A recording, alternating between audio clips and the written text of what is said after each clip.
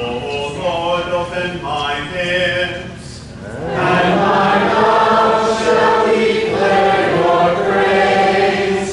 Glory be to the Father, and to the Son, and to the Holy Spirit, as it was in the beginning, is now, and will be forever. Amen. Alleluia,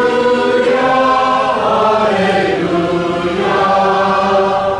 Give glory to God, our light and our life. Oh, come, let us worship Him. All right, today we are celebrating the feast of St. Mary Magdalene, and so we get to hear a little bit of the Easter story, which never gets old. Now, on the first day of the week, Mary Magdalene came to the tomb early while it was still dark, and saw that the stone had been taken away from the tomb. So she ran and went to Simon Peter and the other disciple, the one whom Jesus loved, and said to them, "They have taken the Lord out of the tomb, and we do not know where they have laid him." Then the disciples went back to their homes. But Mary stood weeping outside the tomb, and as she wept, she stooped to look into the tomb. And she saw two angels in white sitting where the body of Jesus had lain, one at the head and one at the feet. They said to her, "Woman, why are you weeping?"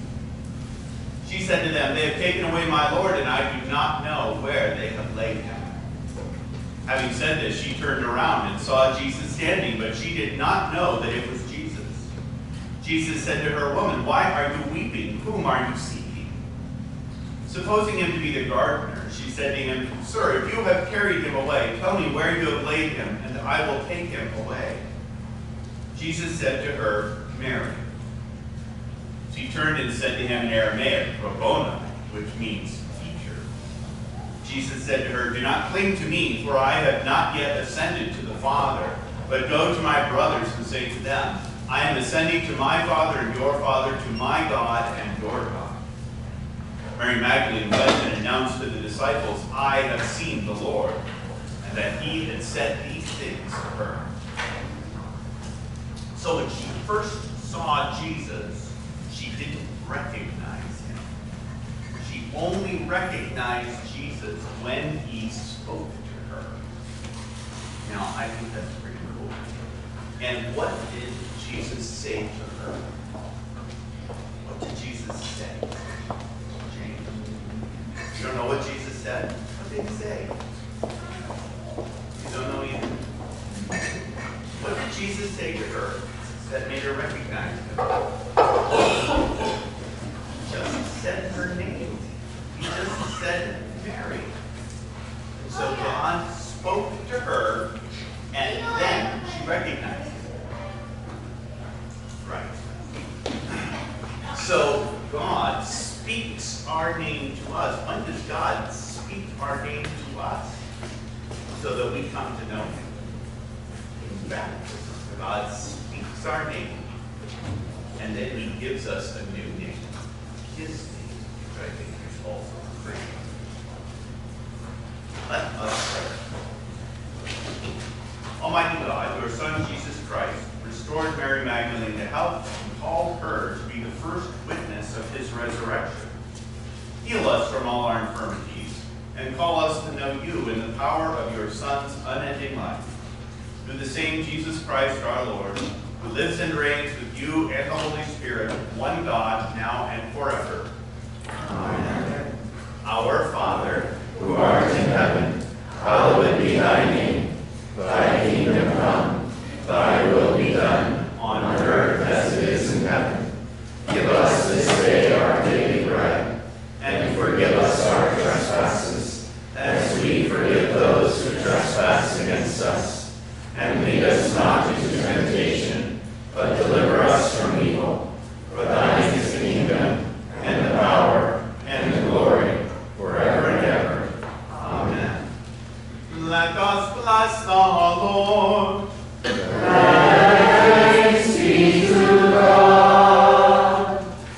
almighty and merciful Lord, the Father, the Son, and the Holy Spirit, bless and preserve you. Amen. All right, Bunchkins, off you go with Mrs. Peperkorn. Let's go!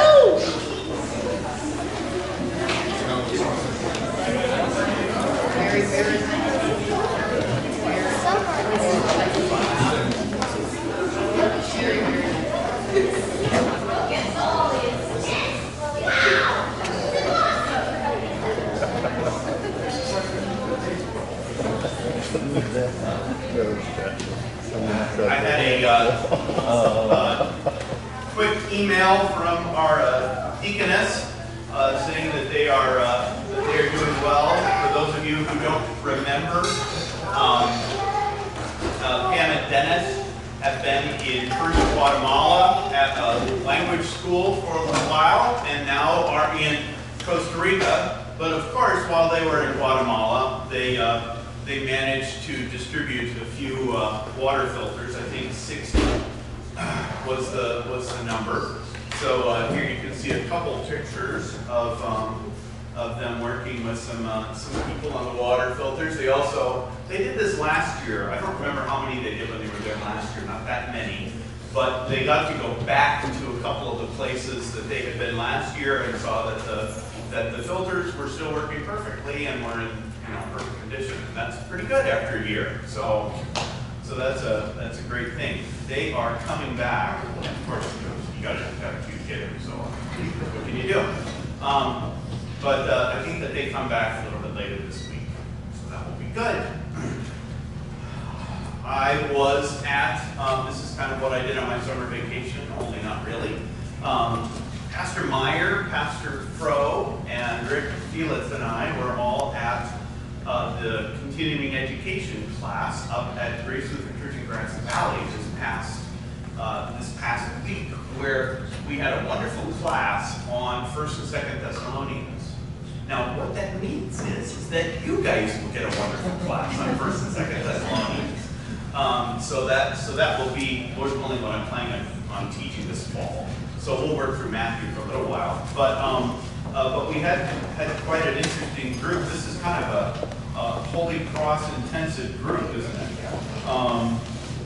This was our instructor here, Dr. Deeshan. Charles Deeshan is the academic dean at Concordia Theological Seminary, Fort Wayne, and is writing the commentary on 1st and 2nd Thessalonians for CPH. Really an amazing class. Some of the other pastors whom you may not know. This pastor's name is Mencken from Seattle, and this is Pastor Harbaugh from Seaside. I think, did you guys go to church at his place when it was the youth group, right? Yeah, really. Right. Yeah, really neat guy. This is Pastor Cleaver from Winnemucca. You know that place that you have to stop at when you're going from here to anywhere east? This is Winnemucca. So yeah, he's been there since 1984, something like that. So quite a long time. Wonderful man. This is Pastor Foley from First in Placerville. Pastor Poles in Bishop, which is kind of south of us, and his father Art. This is my friend Pastor Baumsch from down in Terabella. Yes. And his father, Art Poles, is kind of the adopted father of John Gross. Of John Gross, who was in St. Matthew. So some of the, I'm going to say old timers, but that doesn't sound very nice. So some of our earlier members will remember Pastor Gross from St. Matthew. Let's see, I think you know all of those people. This is Pastor Magdiel Fallardo, thank you, who is in someplace south near Santa Maria. Santa Maria, thank you. See, this is why I have Pastor Meyer along. He remembers these things. And then this is Pastor Sheventala, who is from the Philippines. He is a pastor in the Philippines and also a professor at the Lutheran Seminary there. And so he was kind of traveling around and doing some continuing education. I think he's going to be in Minnesota this week. So it was really fun, kind of getting to know some other pastors from the area, both near and far along the way. There were, I think, maybe a couple other people that were missing. That was just everybody. Any other comments from the gallery? Yes, Rod. What was the status of Liz? Oh, Liz had surgery on her foot about probably been about a month by now, and she's doing fine. She's still recovering from that. She can't put any weight on it for another couple of weeks. So yeah, we had all kinds of people with knee and leg problems and all sorts of stuff. We thought of having a healing service, but we did not. So yeah, but it really was a great time. Rick or John Paul, any other comments on the week? My only comment is that, Honest First and Second Thessalonians was not a book I was, say it correctly, interested in Yeah. at all. Out of 66 books, it's probably down to like 58 or Right. What a great books. We're gonna love. You guys are gonna love First and Second Thessalonians. Yeah, a lot of talk about the end times, a lot of talk about hope. I mean, we're going to talk about hope a lot this fall, so that'll be a lot of fun. Pastor Meyer, any other color commentary? For me, it was just wonderful to walk the Lincoln Hills, because we're going to do First, Second Thessalonians. There you go. So then I can correct any heresies that you have. Be able to read it through both of those Yep. in the Greek Yep. and discover some unique reasons for words that I never thought of being translated that way.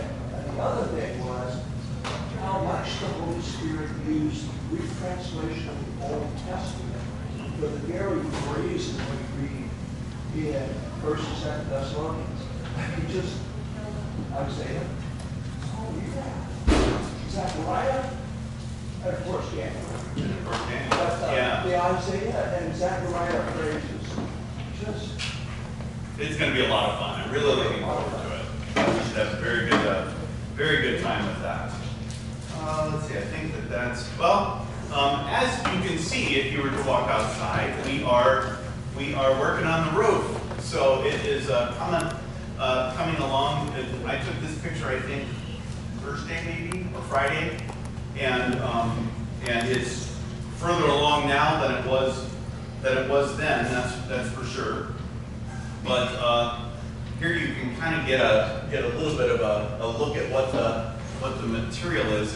It's metal, but it has this, I'm not quite sure what you call it, a covering on it so that it looks kind of sort of like a composite, but it's not. It's metal with this covering on it. I think it looks pretty good. So I'm excited about that. I don't know if we have a finish time, but they're plugging right along, and they've been here every day. So it's great. Any other comments or thoughts on that? Should be done before the first. Should be done before the first, right? Which is middle of next week. So that's good. Before we go into our study portion, I want to introduce or reintroduce my brother Troy and his wife Katie. They've got two little kids running around somewhere. They're back with Catherine, but Troy's pastor in Rhinebeck, Iowa, near Waterloo, and they're on vacation out here and enjoying having their kids adjust 2 time zones. So it's a lot of fun. Welcome, obviously. All right, any other announcements before we get back to Matthew 24? Very good. We can get going on that. So we are at Matthew 24. This is kind of where we finished last week. We talked especially last week about that verse 12. The lawlessness will be increased and the love of many will grow cold. That was very convenient because that term lawlessness or lawless one appears in 1st and 2nd Thessalonians, especially 2nd Thessalonians. So in 2nd Thessalonians chapter 2, you hear how at the last day the man of lawlessness will be revealed. which is kind of an interesting phrase. But I'm not going to give away Thessalonians, so we'll wait to deal with that more. So that's kind of where we ended last week. Moving on. So, when you see the abomination of desolation, that sounds like a fun phrase, the abomination of desolation spoken of by the prophet Daniel standing in the holy place, let the reader understand. Then let those who are in Judea flee to the mountains. Let the one who is on the housetop not go down to take what is in his house, and let the one who is in the field not turn back to take his cloak. Alas, for women who are pregnant and for those who are nursing infants in those days, pray that your flight not be in winter or on Sabbath. For then there will be great tribulation, such as has not been from the beginning of the world until now, no, and never will be. And if those days had not been cut short, no human being would be saved. But for the sake of the elect, those days will be cut short. Jesus always sort of pick me up, right? So first off, what is going on with this Daniel reference of the abomination of desolation spoken of by the prophet Daniel standing in the holy place? We get some really kind of interesting overlapping histories going on here. Ben? Isn't this a reference to Antiochus Epiphanes? To what? To Antiochus Epiphanes? Say that fast three times. A part of the challenge with interpreting these chapters is, does this have to do with past historic events, like Antiochus Epiphanes, which I'll talk about in a minute?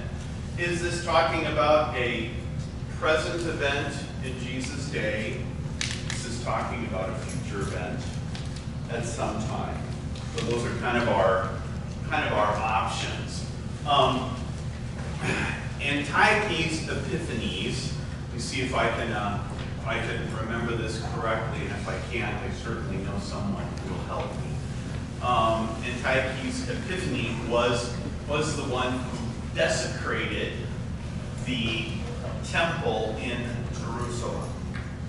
Okay, and so this event, which was prophesied in Daniel, is thought to be the abomination of desolation. And where is the holy place in the temple? Right. It's right. This is where the mercy, the Holy of Holies, is where the mercy seat lies, and all, and everything. So that's kind of number one. But so let's just say, for the sake of argument, that's what this is talking about. What's the problem with that? It's talking about it happening again. Yeah, it's talking, right, this is talking about happening again, because that event had happened, I don't know, when was that? Sometime in the 100s BC, if I recall, so quite a while ago. Do you remember, Pastor Meyer, when that? Yeah, that's 200 BC. Yeah. Right, so this is 200 years previous. Yeah, he abolished Hebrew, and so by 70 BC, they translated the Old Testament into Greek because the Word of God had been abolished in Hebrew. He abolished sacrifices. He offered pig's blood on the mercy seat. Right, which is an unclean animal, and so kind of doubly nasty. I think that's the technical term there. Yes. So somebody else ended up doing that too. Was that Herod, right? Am I thinking of one? All right, brother, who is it? But it was later. It was later. You can tell I've been on vacation. That's all right. Yeah. So these events happened in the past, and so that's kind of the first interpretive strangeness of this chapter. Is this talking about something that happens later on or not? I think that most commentators would argue that this is, in general, a reference to the destruction of Jerusalem that takes place around 70 AD. Yes. And at that point, the temple is completely destroyed, and that is the time really when Judaism, as it existed in the first century, kind of ceases to exist. They are really dispersed everywhere, and you have little pockets of the Jews. Some exist in the east, some exist more in the west, and you get these different groups of Jews, but they certainly do not have a kind of a place or an identifiable center really until 1948. So with the establishment of the state of Israel. So you get lots of things happening. Walt and then Pastor Meyer. Doesn't this mean we gotta rebuild the temple so then the evil folk can go there and then meet the Antichrist and then the world ends? Well, that is a part of the interpretive history of this chapter is kind of raising the question, do we in the Christian church try to kind of create a scenario where these things start to happen? And you will find, I mean, this is a part of why I think it's going to be very helpful for us to do 1st and 2nd Thessalonians. When you're talking about the end times, something about talking about the end times brings out the theological weirdness everywhere. It really does. And because it is a lot of times speaking in symbolic language and is speaking in mystery, it's very difficult to nail down if you're trying to use the confusing parts of the Bible to explain the clear parts. In general, if you take the confusing parts and use those to try to explain the clear parts, what's going to happen? Everything becomes confusing. So part of what we have to do as Christians in interpreting the Bible is look to what is clear and use what is clear to interpret what is unclear or less clear. Does that make sense? Furthermore, talking about the end times really is popular in certain, I'll say, strands of evangelicalism. That is a big thing. I don't even know how often I would say. The last really big end time guy that I can remember was probably Harold Camping. When was that? 7 or 8 years ago, somewhere in that neighborhood, when he predicted the end of the world. It's like, I want to say it was in 2011, right about when I moved here. And he predicted it, that it didn't happen, and he predicted it again about 2 weeks later, and that didn't happen, and somehow we started to lose credibility. Went down. But those sort of things have kind of, I'll say, rifled through Christianity for hundreds of years, probably. Really, in many ways, you could say, since the very early church. And in some respects, you could even say that's what's happening in Thessalonica, that's part of what Paul's writing to them about. So don't be surprised if these things are not as obvious as we would like them to be, because these are things that the Christian church has wrestled with for a very, very long time. Pastor Meyer. So, Jesus spoke these words about 40 years before the destruction of the temple. Right. Titus Justice before the destruction of the temple, according to Josephus, went into the Holy of Holies. So this is definitely drawing on a past event, talking about a future event of 40 years, to let the reader understand. Right. But when you read Matthew 24, you really have to look at the disciples' question. When they say, tell us when these things will be, what will be the sign of the end? You're coming. And the close of the age. That's, with their 3 questions, is how I read all of the rest of it. And so I see that as a predictive statement fulfilled in 70 AD. Without saying, well, maybe one day there's going to be this temple built, which I don't think will ever happen. Right? That temple predicted about the future temple is heaven. It's not any healing here on earth. Therefore, it's actually talking about another unbeliever coming in and desecrating the future Holy of Holies. Now, I'll also point out here that, so these events are taking place 40 years later, roughly. The book of Matthew is written somewhere between, I would say, a conservative early estimation would be somewhere between 45 and 60 AD, kind of in that neighborhood. But many scholars, the way that they deal with verses like this is quite simple. It was written after all this stuff happened, and then they just put the words in Jesus' mouth. And that solves a lot of problems, right? except for one, namely that would be a lie. That if they start putting words in Jesus' mouth, then what is the point of any of it if it's simply made up?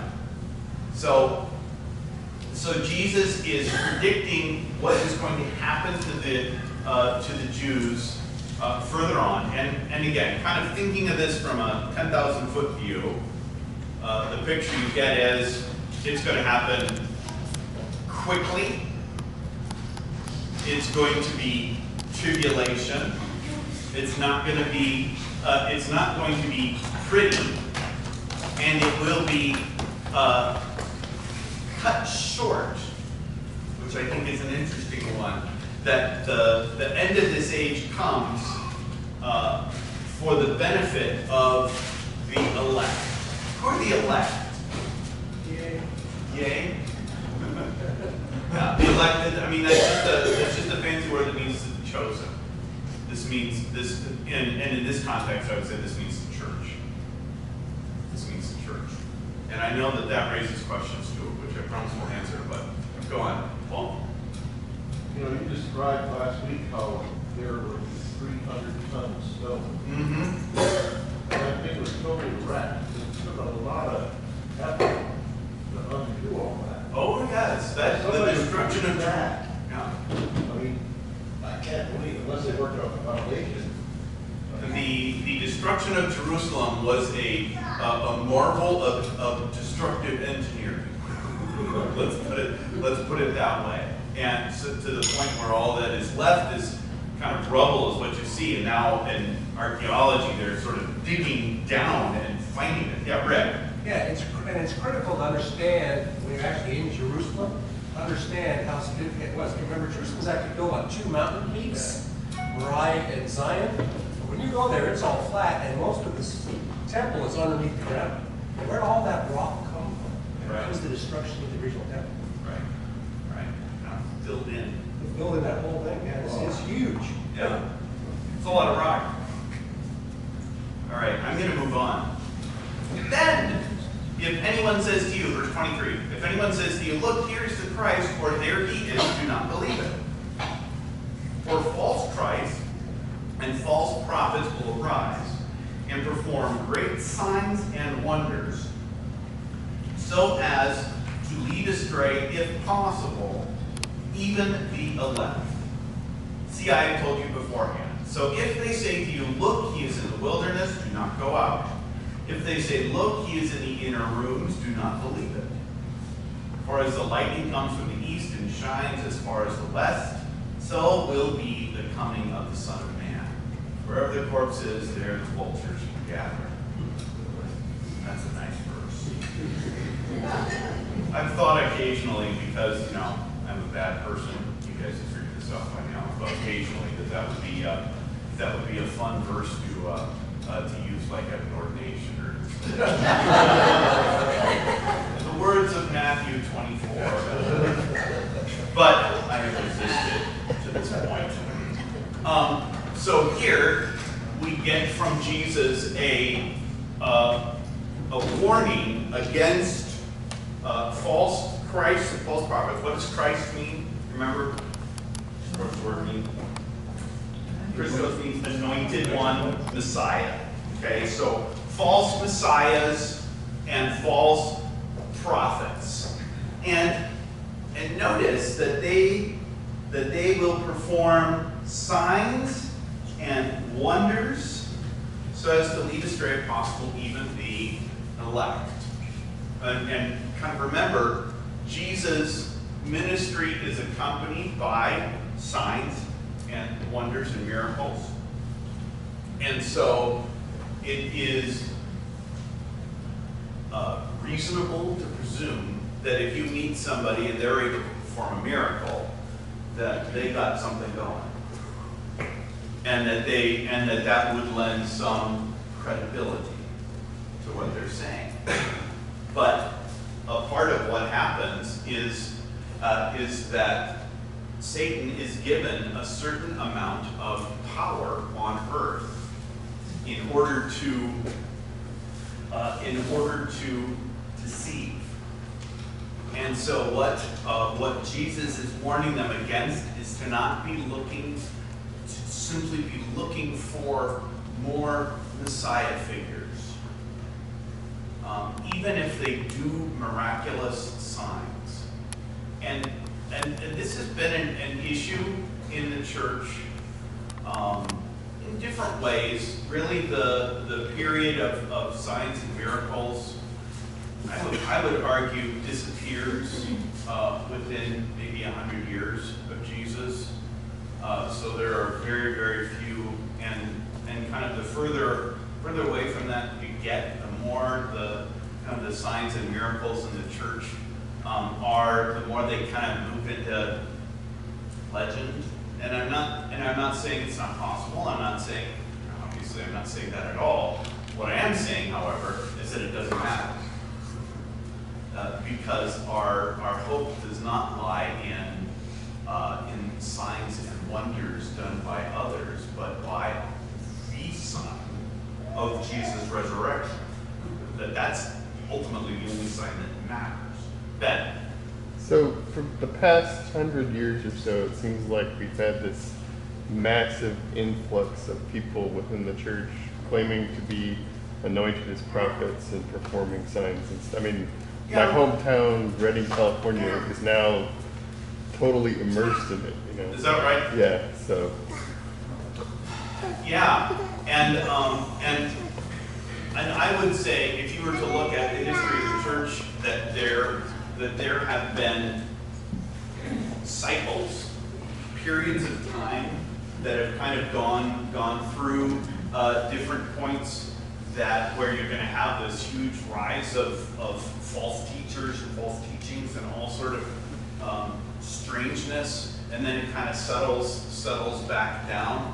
You had one in the 11th, 12th century. I think you could argue that a lot of that happens at the time and following the Reformation. And I think you could argue that we have been in one of those periods for the last 125, 150 years. And of course today,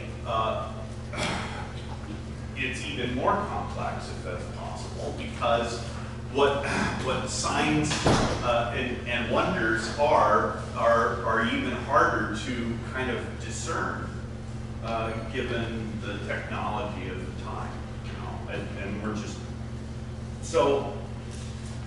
I do think that I'll get to you in a second, Larry. I do think that it is fair to say, though, that that historically there have been these periods when you get a lot of these prophecies and things that go on, and then it ends for a time, and then it kind of comes back, and that this has been going on for a couple thousand years, and it just sort of cycles through. Larry? You notice that when you're talking, you keep limiting it to the church. I'm wondering, why would we limit this to the church? Because it seems to me that it's beyond the church at this point, the false prophets. I think that's a good question, and even asking the question of what's inside and what's outside the church is not as obvious as we might want it to be. Remember, there was a fair amount of time when Islam was considered a Christian heresy, essentially. we don't generally think of it in those categories anymore. We think of it as a world religion that kind of has a completely different basis and not a Christian heresy. So kind of what is inside and what is outside is also difficult to nail down. I agree. I agree. So what is at the heart of Jesus' warning here? Let's just kind of get at the kernel of what Jesus' warning is here. The heart of his warning is not to expect a miracle to come and happen and fix everything. I mean, we all have heard the phrase, someone that has a Messiah complex.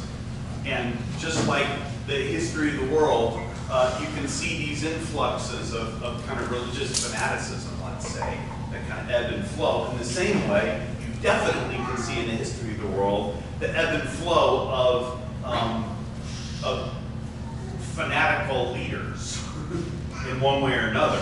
And it doesn't matter if you're talking about a Hitler or a Genghis Khan or Bismarck, you pick. And some of those leaders may be good, some may be less good, some may be evil. But in any of those cases, we're kind of looking at, where do I place my hope? Where do I place my trust? Do I put my trust in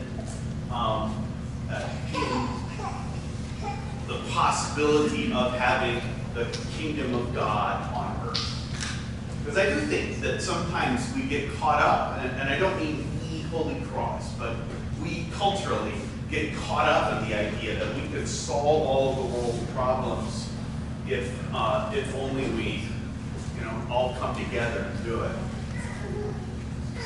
When I was in high school, I was in a madrigal choir, and we did a tour of Poland in 1987. So, you can imagine me in a madrigal choir if you want. I don't suggest it.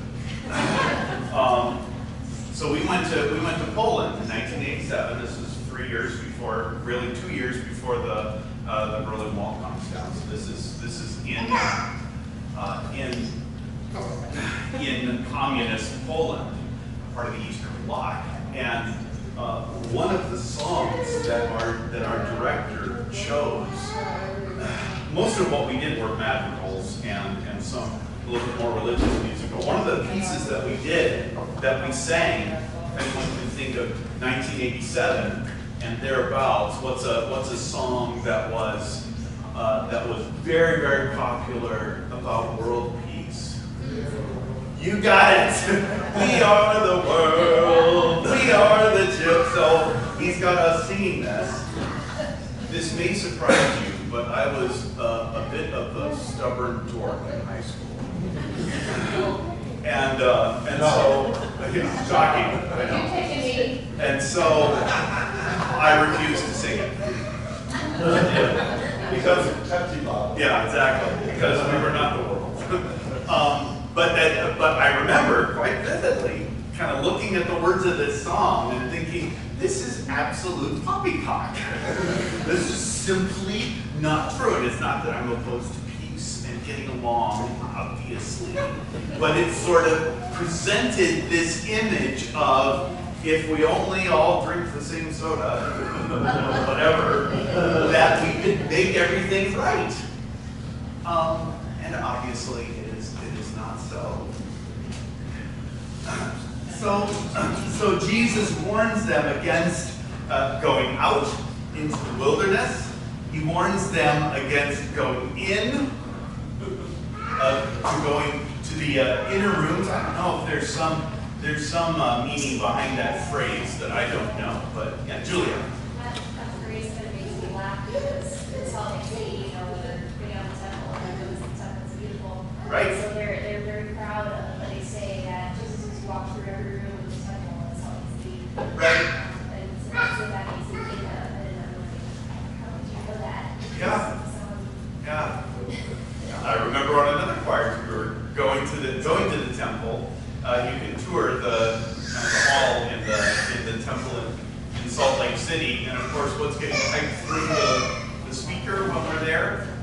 a mighty fortress, obviously. There's a little deception going on there, I would suggest. Then we get to some really interesting verses, 27, 28. For as the lightning comes from the east and shines as far as the west, so will be the coming of the Son of Man. In other words, like that this is instantaneous, that this is not something that is going to be this long, drawn out thing, but that His return comes. Well, we hear that we definitely hear that in Thessalonians, we hear that in Corinthians, we hear that slightly differently in Revelation, but it's all there. Then we get to my favorite verse here in Matthew. Wherever the corpse is, there the vultures will gather.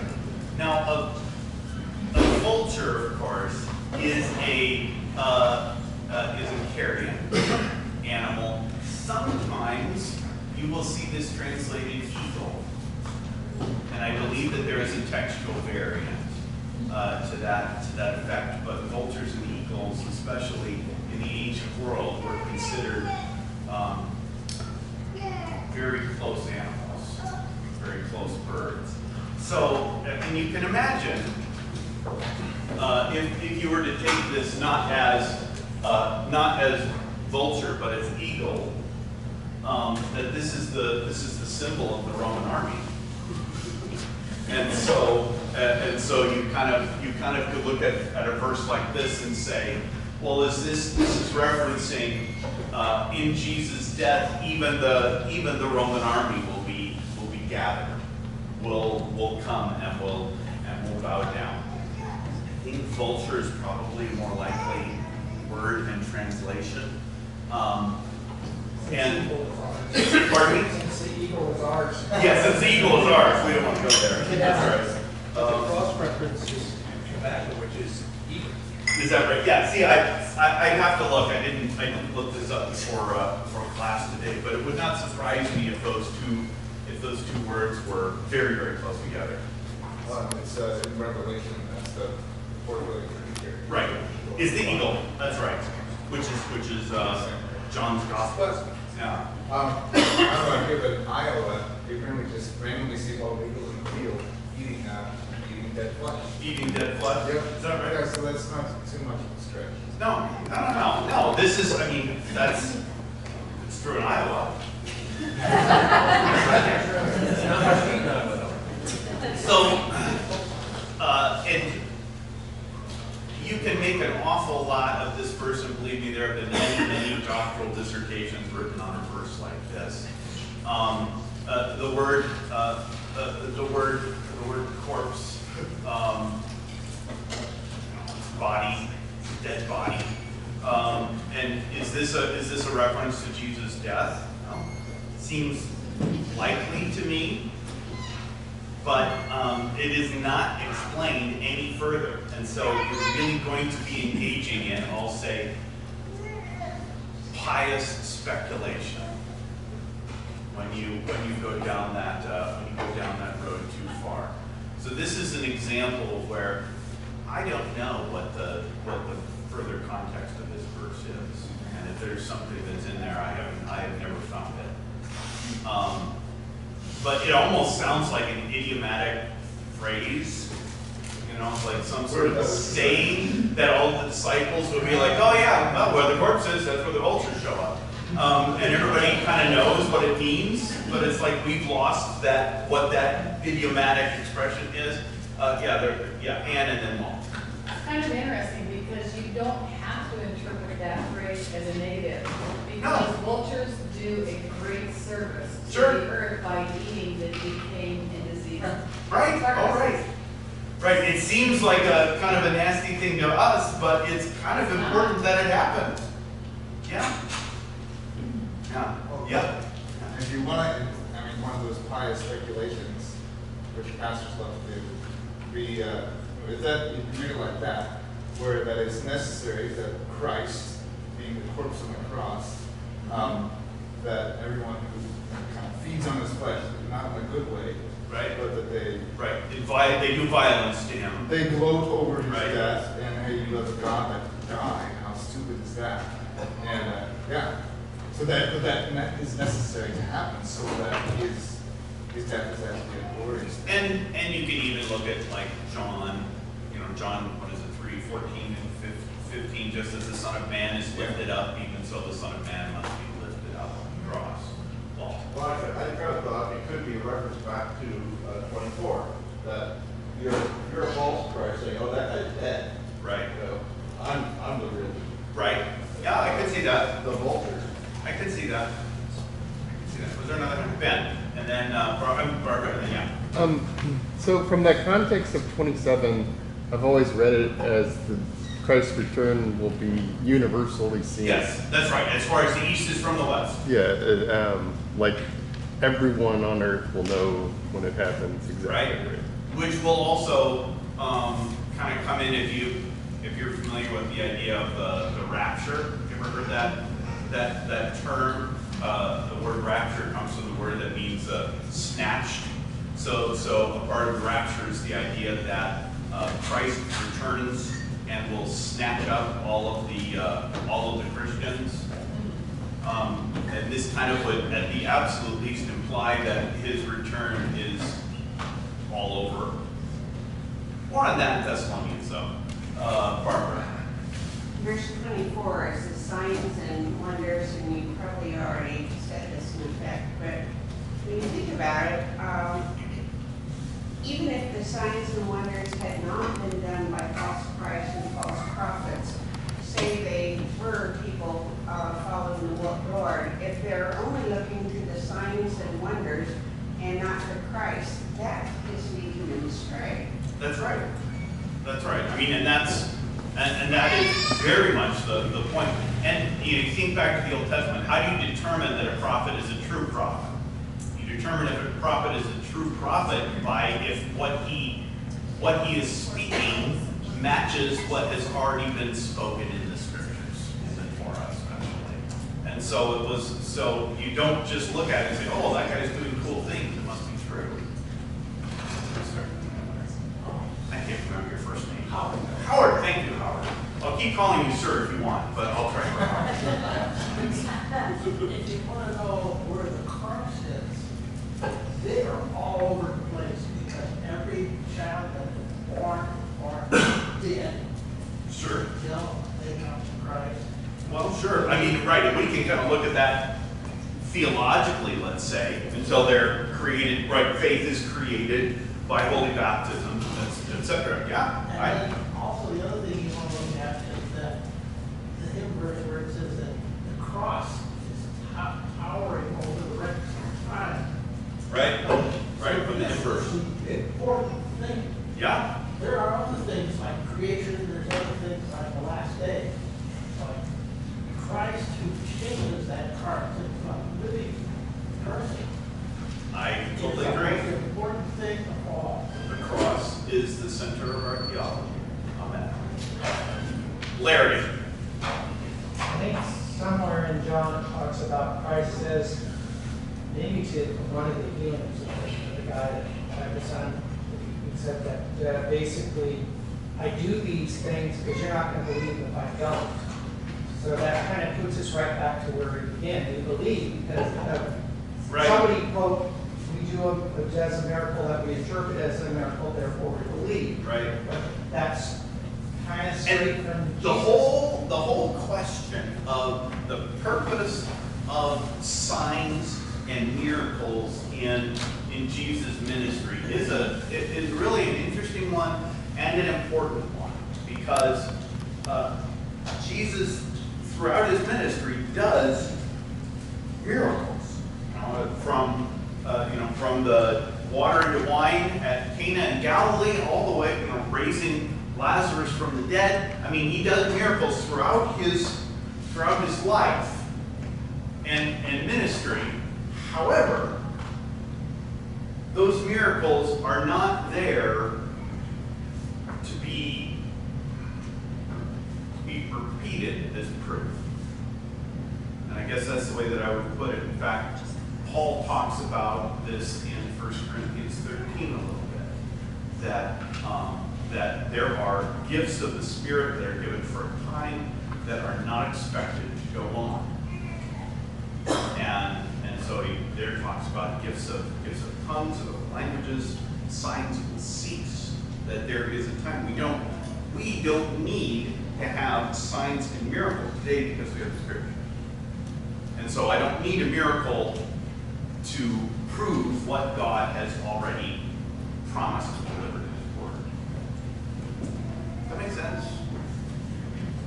Pretty important. Ben? But at the same time, you do need a miracle because you need the Holy Spirit. Well, and that's not that, right, and it's not that God isn't working, but that the means through which He promises to work is His Word. I mean, that's where God does not promise to heal my physical ailments right here, right now, like that. God promises to raise me from the dead and to restore me to wholeness at the last day. That's what God promises. And so where I look for these things is a pretty central piece of what it means to be a Christian. If I'm expecting that these things are going to happen right now because that's what I really want, then that may not actually be about faith. That may be about something else. But that's hard, especially if you are suffering. Because if you are suffering, you'd really like it just to be done right now, not later, but now. And so that really is a tension. I mean, this is why suffering is always a test of faith, is because it forces us to ask, well, what am I trusting? Who am I trusting in, and what am I trusting Him to do, and when? All of which are really good questions, but are not quickly answered and understood.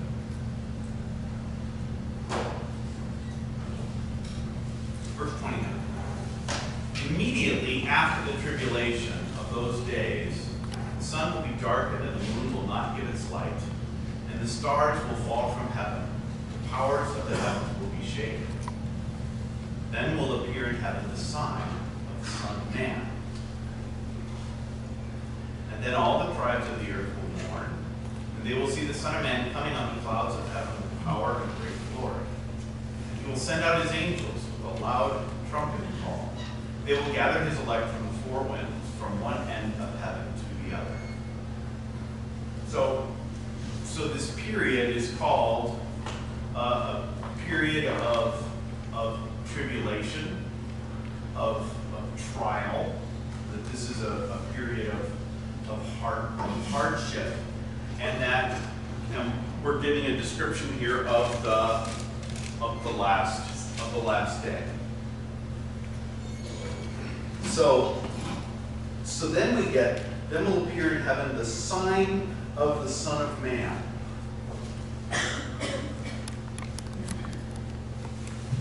Was ist das? And of course, still being in partial vacation mode, I look at that and think, is that a very good sign that says, "Here I am"? Does this mean a cross? There's actually probably one of the most famous legends, for lack of a better term, of the Christian church is actually a play off of this verse.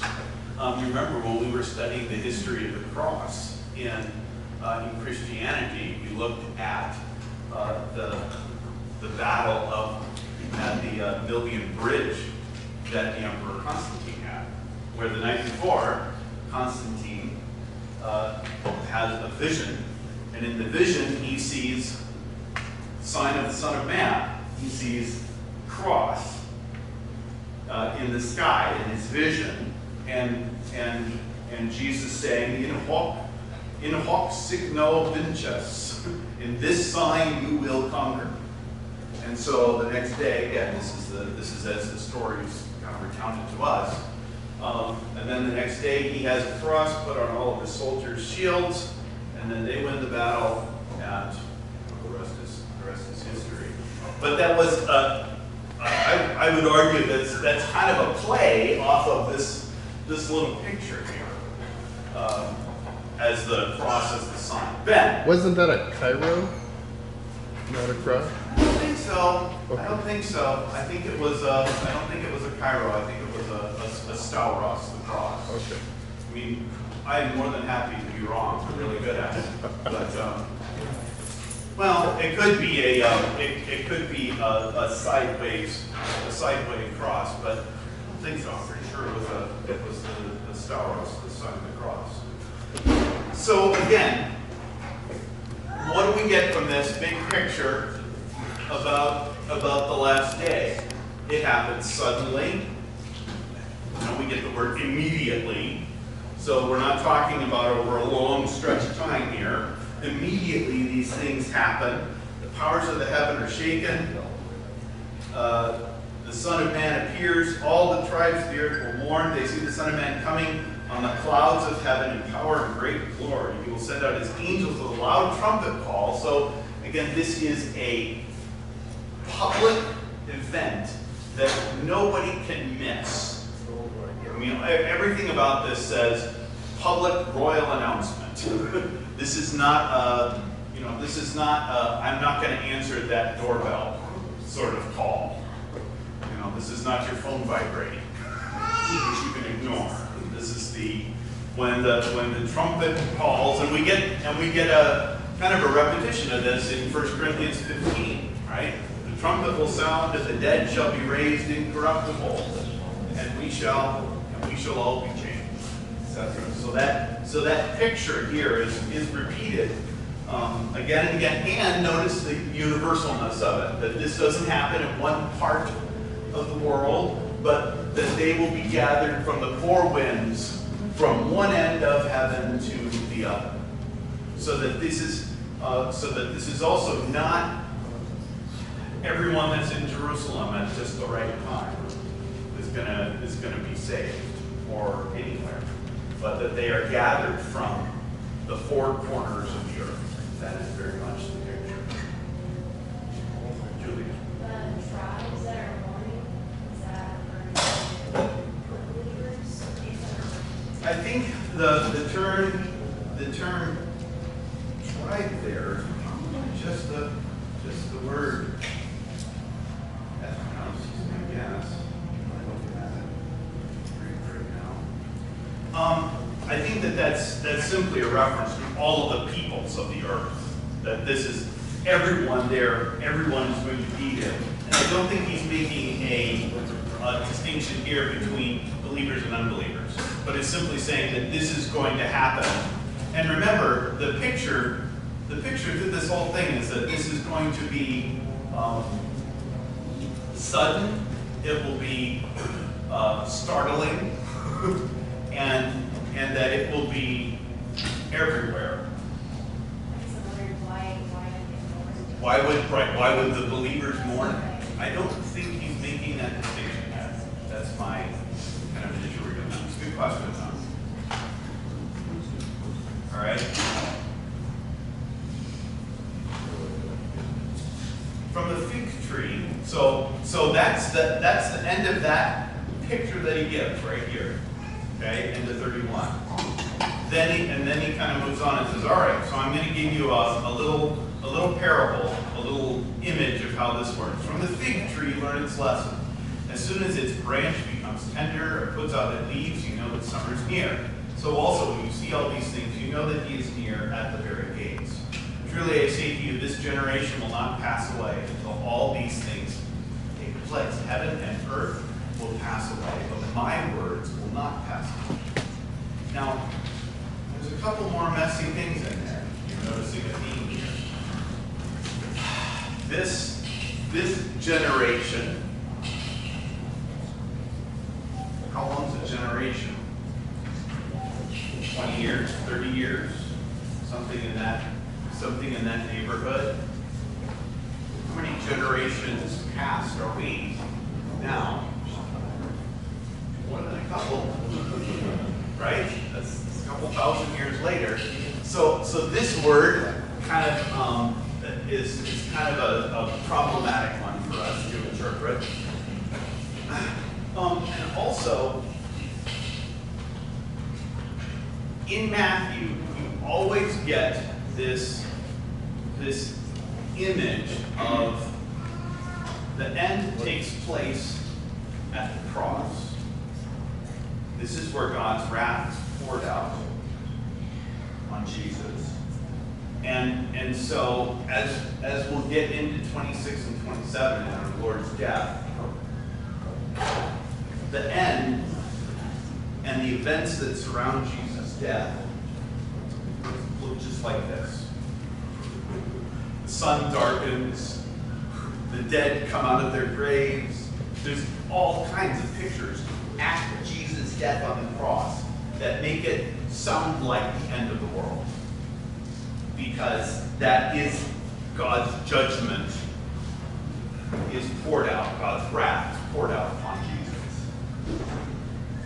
So you always have this kind of, looking at the last day, but you got a big cross in the middle of it. So that you're always looking at the last day, but you have to look at it through the cross. Because if you don't look at it through the cross, you're not going to get the point. The point is, because of Jesus' death and resurrection, when I come to the last day, I can look with hope and gracious expectation and not fear. If I miss that, we're in big trouble. Yeah. Is there some significant symbolism with the fig tree? Because if you look back to when Jesus cursed the fig tree with the spread fruit. Fig trees appear pretty often in the scriptures, and they would be common, so it would be understood. But also it would be one that would commonly be very seasonal. So this would fit particularly well, I think, with that analogy.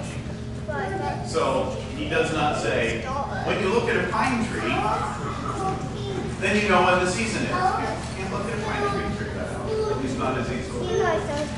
All right. I do want to talk a little bit more about verse 35 and about that 34, because I'm not done with that. So we're going to start at 34 next Sunday. And since the youngins have returned, let's close with prayer. The grace of our Lord Jesus Christ, the love of God, and the fellowship of the Holy Spirit be with you all. Amen. Thanks, everyone.